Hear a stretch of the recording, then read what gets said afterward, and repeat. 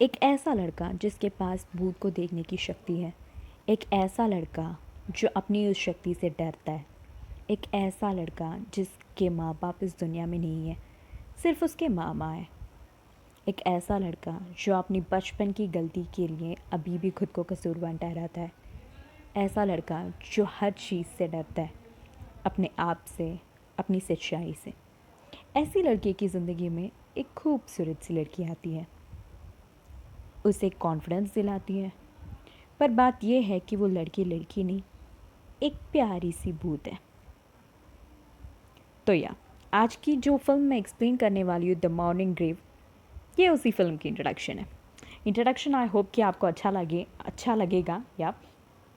ये one of my favourite films है। तो let's get into the story. But उससे पहले आप अगर मेरे चैनल पे नए हो तो hi, this is Sandy and welcome to my channel Sandy's empire. जल्दी से जल्दी मेरे चैनल को सब्सक्राइब कीजिए और वहाँ पे जो छोटी सी बेल आइकन है उसे क्लिक कीजिए। उससे आपके पोस्ट नोटिफिकेशंस टर्न ऑन हो जाएंगे और जब भी मैं एक न्यू वीडियो अपलोड करूँगी आपके मोबाइल पर नोटिफिकेशन आ जाएगा। तो let's get into today's story. तो हमारी इस फिल्म के जो मेन कैरेक्टर्स है वो हैं हीरो जिसका नाम है इंसू, और हीरोइन जिसकी नाम है रोज़, और हीरो के मामू जिनका नाम है हिकारू, और जो तो टिपिकल विलन्स हैं चो एंड केन।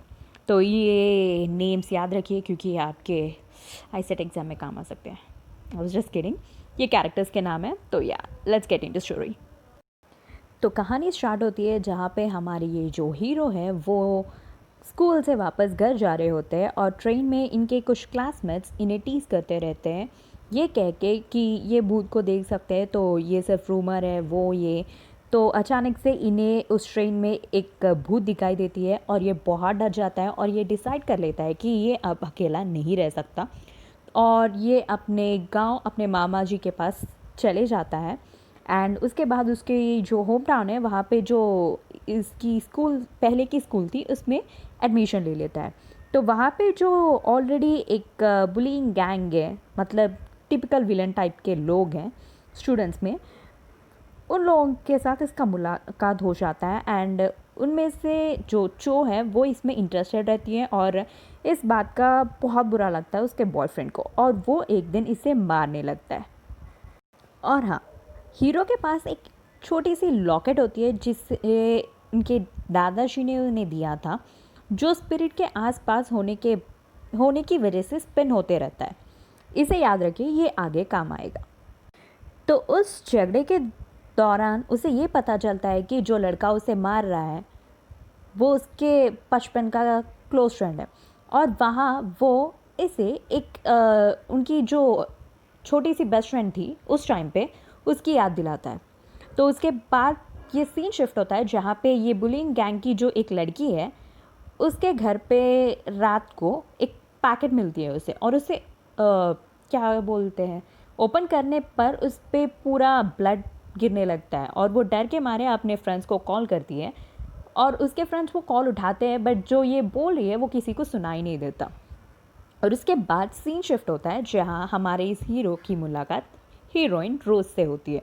उसे ये पता चल जाता है कि रोज़ लड़की नहीं एक भूत है और वो उसे हेल्प करना चाहती है कि वो अपना सेल्फ कॉन्फिडेंस बढ़ाए और उसकी जो पावर है उससे दूसरों की हेल्प करे।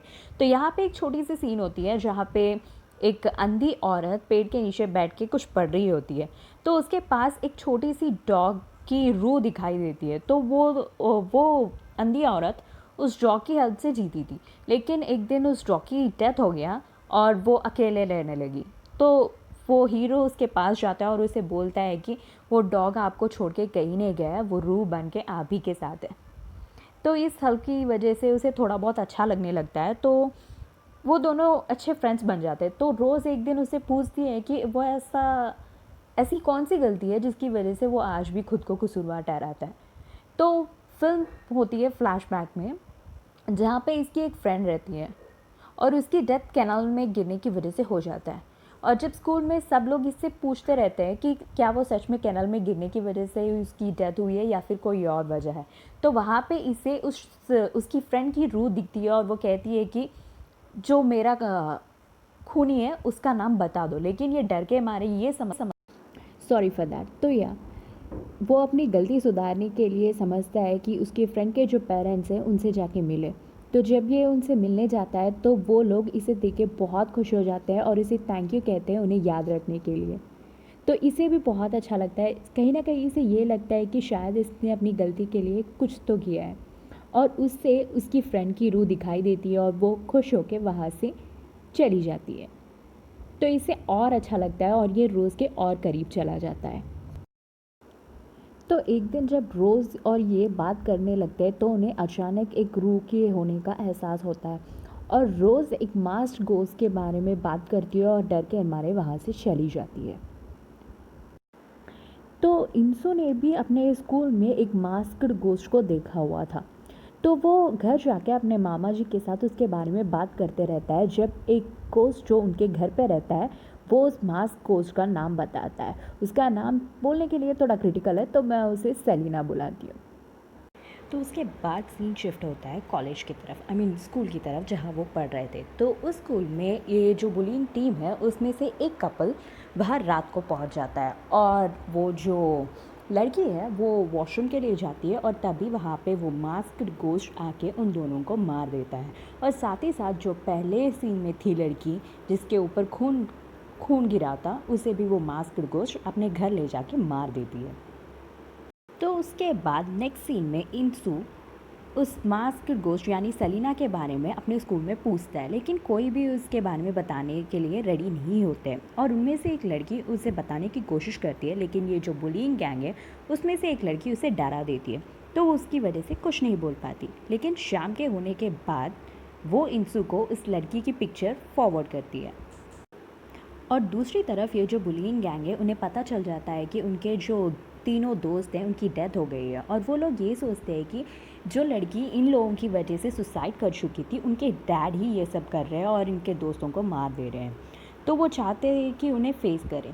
तो रात को ये जो बुलिंग गैंग की लड़की है वो करती क्या है कि वो इंसू को मैसेज करती है उसकी मदद के लिए और उसके दूसरे फ्रेंड को भी मैसेज करती है और उस लड़की के घर चले जाती है। और वहाँ जाने के बाद उसे पता चलता है कि ये इसके पीछे उसके डैड नहीं बल्कि वो लड़की की गोश्त ही है।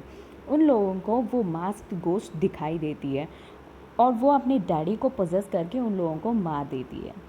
मीनवाइल ये जो इंसू है ये इनकी हेल्प करने के लिए वहाँ पे जा पहुँचता है और जब वो एक अलमारी को ओपन करता है तो वहाँ उसे वो मास्क्ड गोश्त की डेड बॉडी दिखाई देती है, पर वो मास्क पहन के रहती है तो वो मास्क हटा देता है। और शॉकिंग बात ये है कि वो मास्क्ड गोश्त कोई और नहीं बल्कि रोज़ ही है। तो उसकी बैक स्टोरी ये है कि रोज़ ये बुलिंग गैंग के ख़िलाफ़ कंप्लेन करती है अपने प्रिंसिपल से। तो उसकी वजह से वो लोग गुस्से में आके उसे बहुत मारते हैं और बहुत डराते हैं, उसके बाल जला देते हैं और उसे मजबूर करते हैं वो मास्क पहने रहने के लिए। वो कहते हैं कि वो अगर वो ये मास्क हटा देगी तो उसे और पीटेंगे और वो डर की वजह से वो मास्क कभी नहीं हटाती और उस गंदी से हेयर स्टाइल के साथ वैसे ही रहने लगती है। तो एक दिन होता है कि उसकी क्लास टीचर ज़बरदस्ती उससे वो मास्क हटवा देती है और वो जो बुलिंग गैंग की लड़की है वो उससे बहुत मारती है। वो लोग उसे अपना झूठा खाने के लिए भी मजबूर कर देते हैं तो वो ये लड़की सह नहीं पाती है और उसके डैड कहते हैं कि तुम्हें ये सब कहने की क्या ज़रूरत है, जाके स्कूल में कंप्लेन क्यों नहीं करती। तो वो कहती है कि उनकी टीचर कोई रिस्पॉन्सिबिलिटी लेती ही नहीं है तो उन्हें बताना वेस्ट है। पर वो लड़की इन सब से परेशान होकर सुसाइड कर लेती है और गोश्त में बदल जाती है। और वो गोश्त ना सिर्फ उस बुलिंग गैंग से बल्कि उस क्लास के हर वो शख्स से गुस्सा है, क्योंकि उन सब लोगों ने जब वो प्रॉब्लम में थी तो किसी ने भी उसकी हेल्प नहीं की, बस तमाशा की तरह उसे देखते रह गए। तो ये सब जानने के बाद इंसू अपने मामू के पास जाते हैं और कहता है कि वो उसकी हेल्प करे उससे रिलीव करने में, यानी उस सोल को मुक्ति दिलाने के लिए।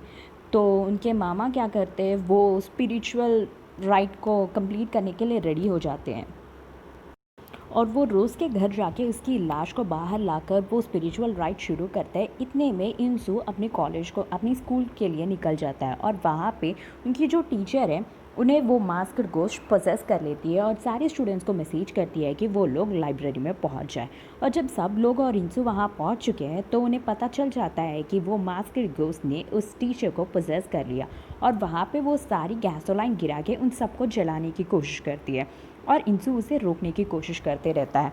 पर वो गोश्त उसकी बात मानने के लिए रेडी नहीं होती है, तो सब लोग डर जाते हैं और वो गोश्त उस मैम को छोड़ के एक दूसरी लड़की के शरीर में घुस जाता है। और तभी जो मैंने लॉकेट के बारे में बताया था, वो लॉकेट स्पिन होते रहता है एक लड़की के पास जाके। तो जाहिर सी बात है कि उस मास्क गोश्त ने उस लड़की को पजेस कर लिया था। और इंसू तब एक बुक निकालकर उस मास्क गोश्त को दिखाता है। तो फ्लैशबैक की स्टोरी ये है कि ये जो रोज़ है वो कोई और नहीं, उसकी बचपन की दोस्त है और वो दोनों बहुत क्लोज फ्रेंड्स रह चुके हैं। और वो बचपन में भी उसकी हेल्प किया करती थी और वो कहती थी कि उसे अपने आप के लिए स्टैंड लेना चाहिए एंड दूसरों की हेल्प भी करना चाहिए। तो ये देखकर वो मास्कड गोश्त रोज़ में बदल जाती है और यहाँ पे इसके जो मामू स्पिरिचुअल राइट कर रहे थे वो भी कंप्लीट हो जाता है और वो एक चाकू से रोज़ के लाश में भोंक देते हैं। और तभी इंसू के पास जो नाइफ़ है वो भी चमकने लगता है, तो रोज़ अपने आप से वो नाइफ़ लेके खुद को भोंक लेती है और वो वहाँ से चली जाती है, यानी उसकी रूह को मुक्ति मिल जाती है। उसके बाद नेक्स्ट सीन में हमें ये दिखाई देता है कि रोज़ की जो ग्रेव है उसे बना के सब लोग वहाँ लास्ट फेयरवेल उससे पिट कर रहे होते हैं। तो वहाँ पे इंसू उसकी एक पिक्चर बना के वहाँ पे छोड़ देता है। तो बहुत सालों के बाद इंसू उसी स्कूल की टीचर बन के वापस आता है और वहाँ पे इंसू को एक और लड़की की रूह दिखाई देती है। तो शायद उस फिल्म का सेकंड पार्ट भी बन सकता है फ्यूचर में, होपफुली। अगर बना तो मैं इसकी भी एक्सप्लेनेशन बना दूंगी। तो हाँ, आज की हमारी स्टोरी यहीं पे ख़त्म है। अगर आपको अच्छा लगा तो लाइक कीजिए, कमेंट कीजिए और सब्सक्राइब कीजिए। और अगर आपके पास कोई सजेशन है किसी फ़िल्म का तो वो मुझे कमेंट करके बताइए एंड सब्सक्राइब करना मत भूलिए। एंड तो या आप मुझे सोशल्स पे भी फॉलो कर सकते हैं, इंस्टाग्राम एंड ट्विटर पे। उसकी लिंक्स मैं डिस्क्रिप्शन में दूंगी और अगर हो सका तो इस फिल्म की लिंक भी मैं डिस्क्रिप्शन में दे दूंगी। अगर आपके पास कोई फिल्म सजेशंस है तो कमेंट करके बताइए, I will make a video on it. And तो या आज की भी हमारी वीडियो यहीं पे ख़त्म। आई होप कि ये वीडियो एंड एक्सप्लेनेशन आपको अच्छी लगी होगी। तो या stay safe with you. I mean, stay safe and keep your loved ones safe. Bye. Take care.